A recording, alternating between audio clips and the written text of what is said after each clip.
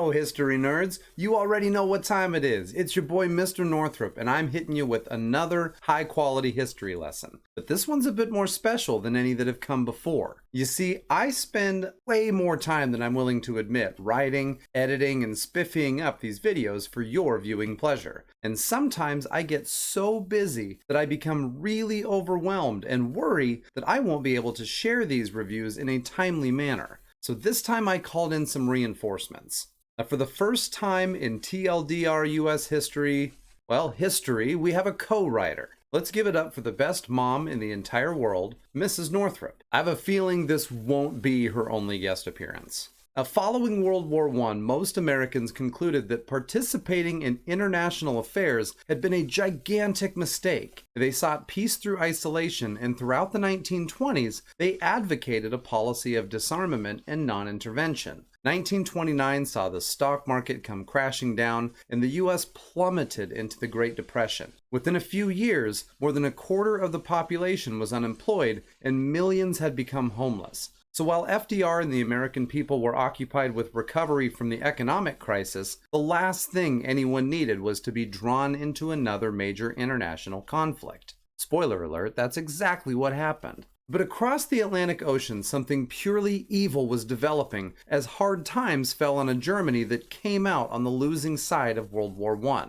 Many Germans blamed the government for their problems and began looking for a change, which led to the formation of the German Workers' Party in 1919. Although this was a relatively small and insignificant party in Germany at its inception, a new leader by the name of Adolf Hitler grabbed the reins and drew many new members with his hate-filled speeches that provided demoralized Germans with some light at the end of the tunnel. While Hitler and the Nazis attempted a government takeover in 1923 and failed, the party continued to grow. For many, it was the Great Depression that served as the tipping point. They grew so large and influential that German President Paul von Hindenburg named Hitler as Chancellor in 1933 just to pacify his followers for fear they would attempt another coup.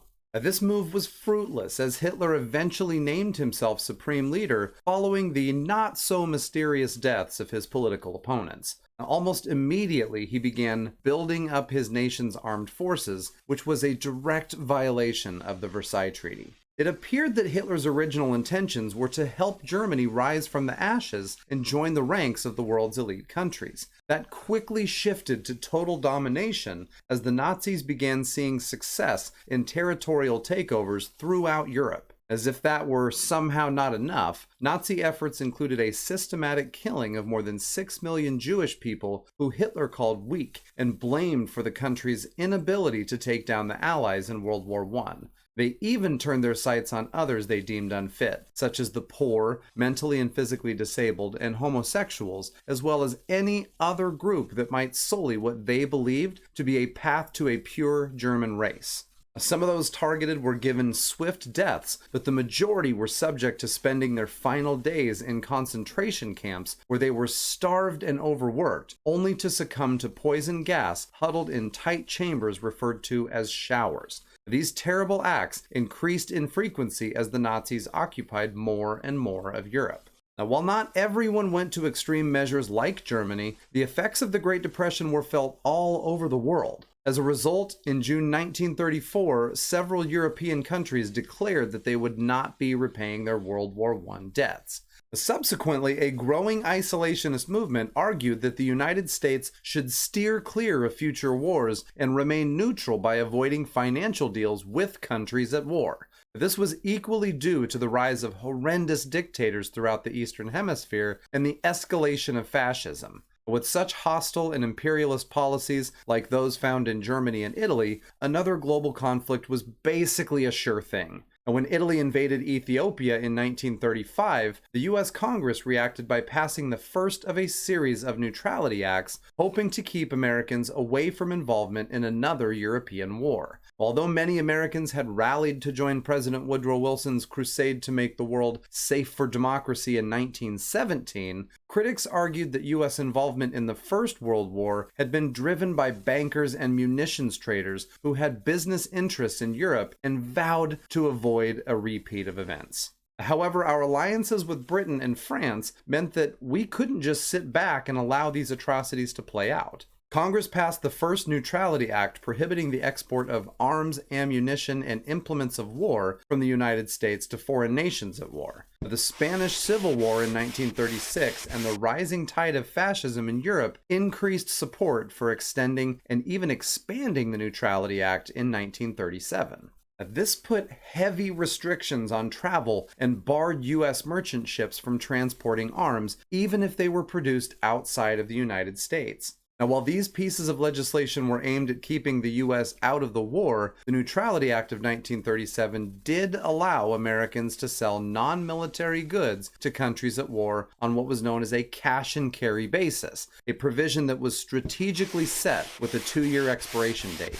And the Neutrality Act of 1939 eventually went a step further and lifted the arms embargo. In 1941, Roosevelt pushed Lend-Lease, and the United States began supplying the British with arms to be paid for or returned after the war. In the year leading up to our entrance into World War II, Americans still staggering from the Great Depression were happy to see government contracts creating much-needed jobs. But a major issue with this, according to a gentleman by the name of Asa Philip Randolph, was that those government jobs were being unfairly handed to whites compared to minorities. Randolph, whose primary aim was to improve the working conditions and treatment of African American railroad porters, felt it was time to put some of that pressure on the federal government. Now, under strain from Randolph and a growing movement for a march on Washington, President Roosevelt created the Fair Employment Practices Committee. Now, this committee barred discrimination in defense industries and federal departments.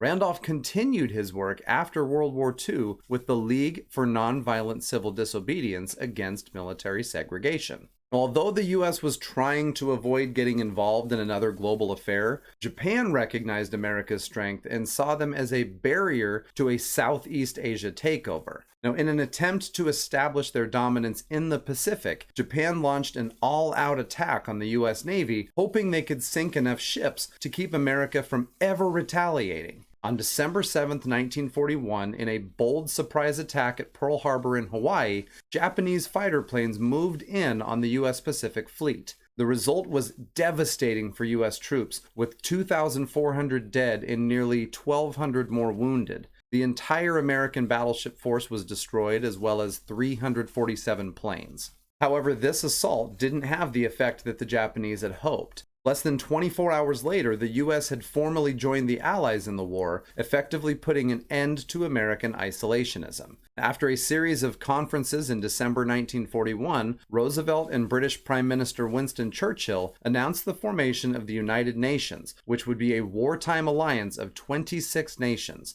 Within 2 years, a confident Roosevelt would begin planning the organization of a post-war United Nations, meeting with congressional leaders to assure bipartisan support. We interrupt our program to bring you this important message. Delegate Mary McLeod Bethune was the only black woman and one of only 8 women in total at the United Nations Conference on International Organization in 1945. She served as an advisor to 5 U.S. presidents, and under President Roosevelt, she was the Director of Negro Affairs, making her the first African American woman to head a federal agency. In 1935, she founded the National Council of Negro Women. Shortly after the Pearl Harbor attack and the American affirmation of war, Germany and Italy declared war on the United States. Not surprisingly, the U.S. returned the favor. This meant the U.S. forces would have to be split between the Pacific and European regions, sometimes referred to as theaters. Although Americans showed strong disinterest in joining the fight initially, the attack at Pearl Harbor united the country with the goal of defeating the Axis powers, especially Japan. Before the attack, the United States had some 2,200,000 men under arms, but most were ill-trained and poorly equipped. Eventually, more than 15 million men and women would serve in the armed forces, but not until 1943 would the United States be strong enough to undertake large-scale offensive operations. Now, hoping to get as much at-home support as possible, Roosevelt created the War Production Board in January 1942 to coordinate mobilization. A year later, an entire Office of War Mobilization was established to supervise the host of defense agencies that had sprung up in Washington, D.C. Shifting back to the Pacific Theater, the Japanese maintained the offensive and advanced their troops. In December 1941, Guam, Wake Island, and Hong Kong fell to the Japanese, followed in the first half of 1942 by the Philippines, the Dutch East Indies, Malaya, Singapore, and Burma. Japanese troops also invaded neutral Thailand and pressured its leaders to declare war on the United States and Great Britain.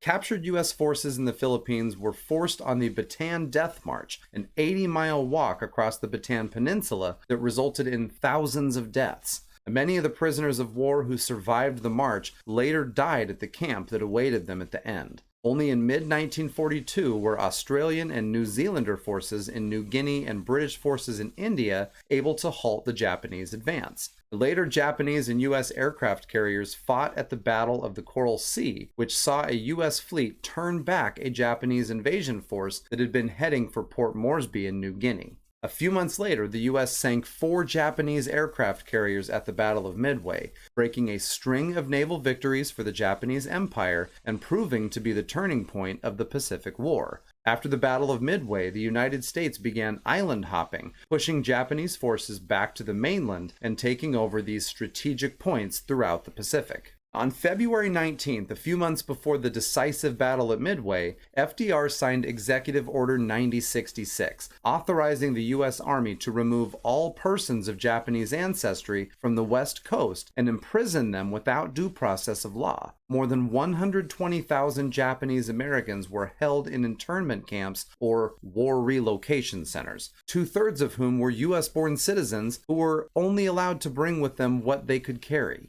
They were forced to abandon their homes and the lives they had built over generations. Now, while this was largely presented as a necessary measure cast in the same light as the Espionage and Sedition Acts of World War I, time finally allowed the truth to be revealed when the Reagan administration signed into law the Civil Liberties Act in 1988, officially apologizing for the wrongful internment on behalf of the U.S. government and authorizing a payment of $20,000 to any of the affected who were still alive. Better late than never, I suppose?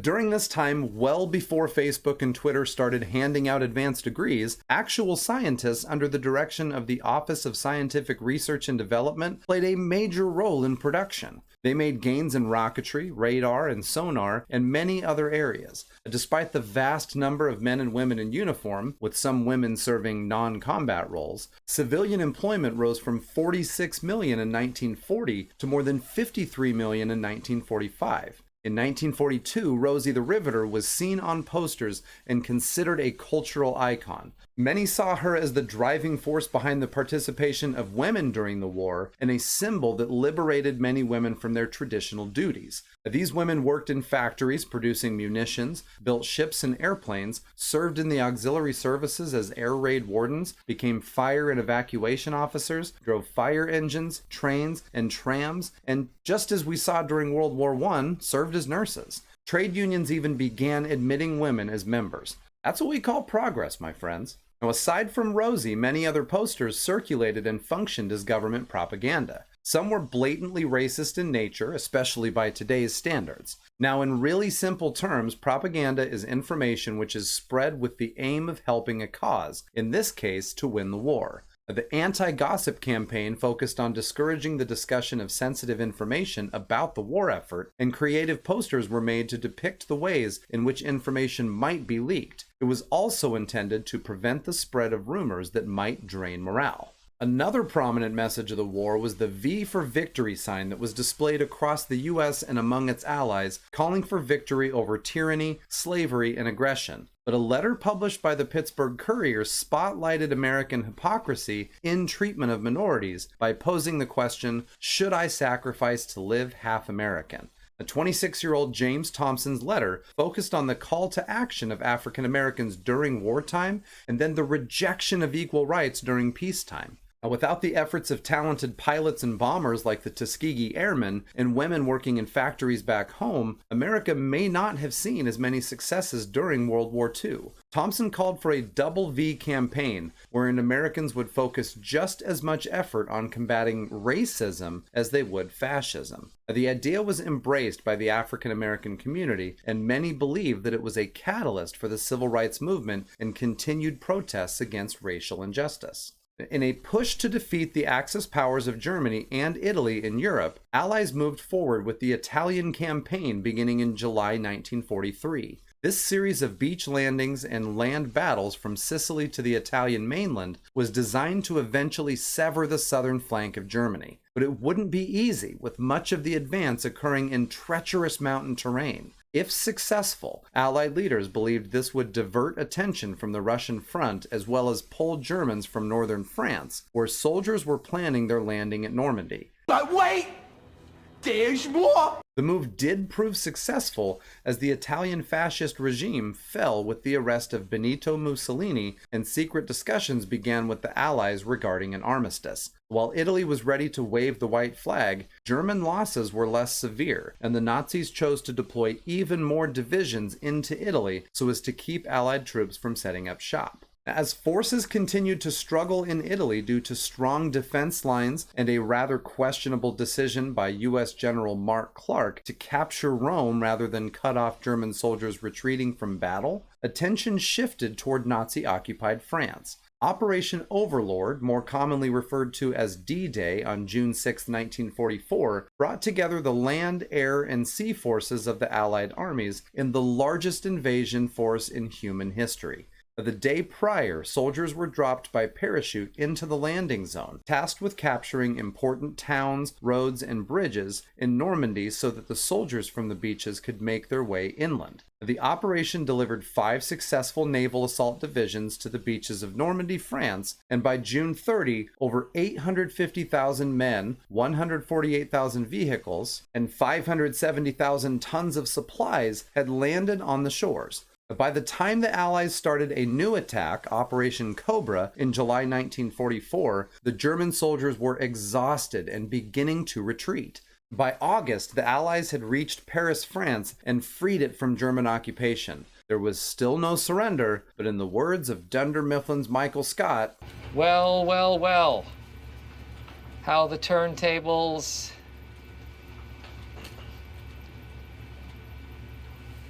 The following February, Roosevelt, Churchill, and Soviet Premier Joseph Stalin met at Yalta in the USSR to discuss post-war occupation of Germany. While decisions were made in terms of what to do with their military, the leaders also came to an agreement that major war criminals would be tried before an international court, which subsequently presided at Nuremberg. When FDR died suddenly of a cerebral hemorrhage on April 12th, he was succeeded by his vice president, Harry Truman. In the following months, the German armed forces collapsed, and on May 7th, all German forces surrendered. In July, Truman, Churchill, and Stalin met at Potsdam near Berlin in Germany to demand Japan's unconditional surrender and to discuss even more plans for post-war Europe. I would imagine Allied talks with Japanese leaders went a little something like this. Hey! Do you guys give up? Have you had enough pain? Never!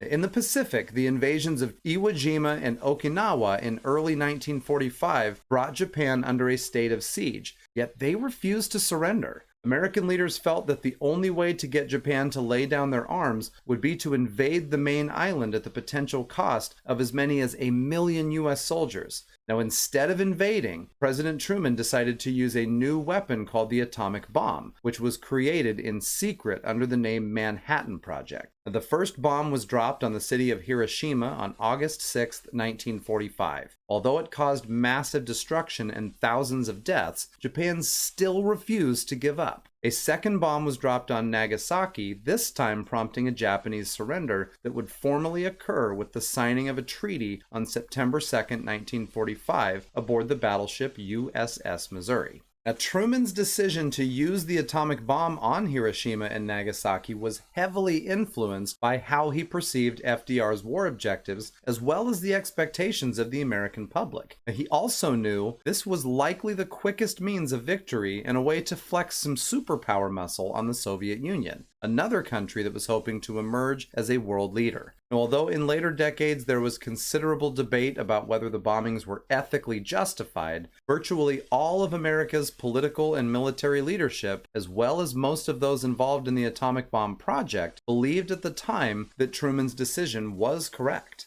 And that, folks, will bring us to our goodbyes for this episode. I probably could have made this into a full-length movie if I wanted to, so let's just be glad I was somehow able to keep it under 20 minutes. I want to say another quick thank you to mi madre, Mrs. Northrup, and I hope I didn't exhaust my only phone-a-friend with this one, because the post-war period and Cold War lesson is going to be a doozy. I'll see you guys next time.